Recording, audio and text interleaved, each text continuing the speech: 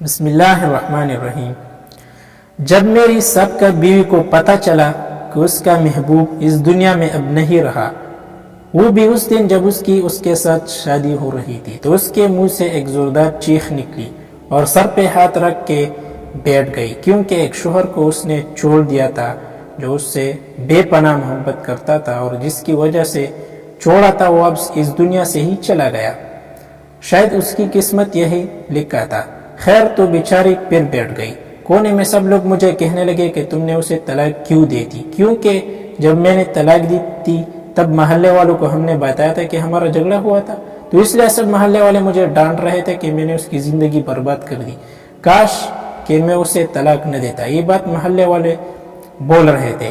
پھر میں نے بعد میں محلے والوں کو سب بتایا کہ وہ آج جس سے شادی کرنے والی تھی اس کی وجہ سے اس عورت نے مجھ سے زبردستی طلاق دلوائی۔ خیر، وقت کے گزرنے کے ساتھ مجھے پتہ چلا کہ اس کی شادی ہو چکی تھی۔ بہت دور کچھ ماہ بعد میں نے بھی شادی کر لی، اور یہی والی بھی مجھ سے بہت محبت کرتی ہے۔ خیر، کچھ وقت بعد پتہ چلا کہ عورت اپنے شوہر سے بھاگ آئی ہے۔ پتہ نہیں کیوں جب ہم نے پوچھا تو پتہ چلا کہ اس کا شوہر ایک نشئی ہے اور اسے مارتا ہے۔ اس وجہ سے وہ اب کہتی ہے کہ میں خودکشی کر لوں گی، مگر اس آدمی کے گھر نہیں جاؤں گی۔ سارا محلہ یہ تماشا دیکھ رہا تھا۔ پھر سب لوگوں نے ایک فیصلہ کیا اور سب لوگوں نے کہا کہ ٹھیک ہے بی بی، ہم آپ کی اس شخص سے بھی طلاق دلواتے ہیں۔ اس شخص سے بھی اس عورت نے طلاق لے لی، اب کوئی رشتہ اس کے لیے نہیں آ رہا تھا۔ ویسے تو اب تک جوان اور خوبصورت تھی۔ کچھ دن جب اس کی عدت پوری ہوئی، اس کے بڑے بھائی جو اس عورت سے 1 سال چھوٹا تھا، اس نے شادی کے وقت کے گزرنے کے بعد اس عورت کے بھائی کی بیوی نے یعنی اس کے بھابی نے اس کے بھائی کو اس کے خلاف اکسایا اور کہا کہ یہ یوں ہی ہمارے سر پر مسلط تو نہیں رہے گی، کیوں نہ اس کی کہیں شادی کروا دے، اور بدقسمتی سے رشتہ بھی کوئی نہیں آ رہا تھا۔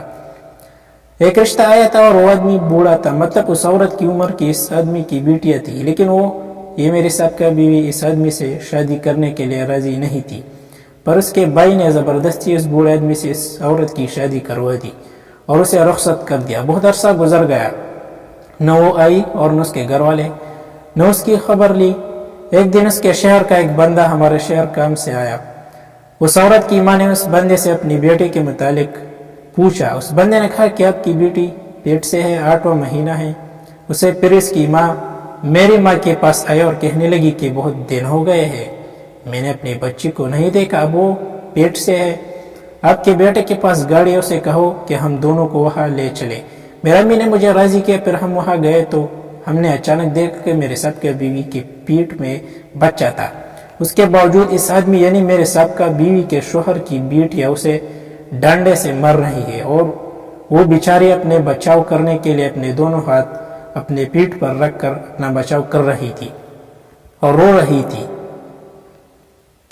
در سے نڈال ہو کر اس کا شوہر جو بوڑھا تھا وہ خود چارپائی پہ پڑا، اشارے کر رہا تھا کہ چھوڑ دو اس بیچاری کو، لیکن وہ عورتیں میرے سابقہ بیوی کو ماری جا رہی تھی۔ ہم وہاں پہنچے اور ان عورتوں کو ہٹایا اور فوراً سے گاڑی میں لیا اور ہسپتال لے گئے۔ وہ تب تک بے ہوش ہو چکی تھی۔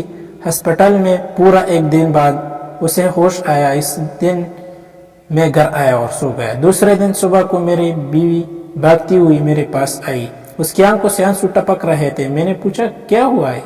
کہنے لگی آپ کی سابقہ بیوی نے ہسپتال میں دم توڑ دیا، وہ اس اذیت کو جھیل نہیں پائی، اس لیے اس دنیا سے یہ رخصت ہو گئی۔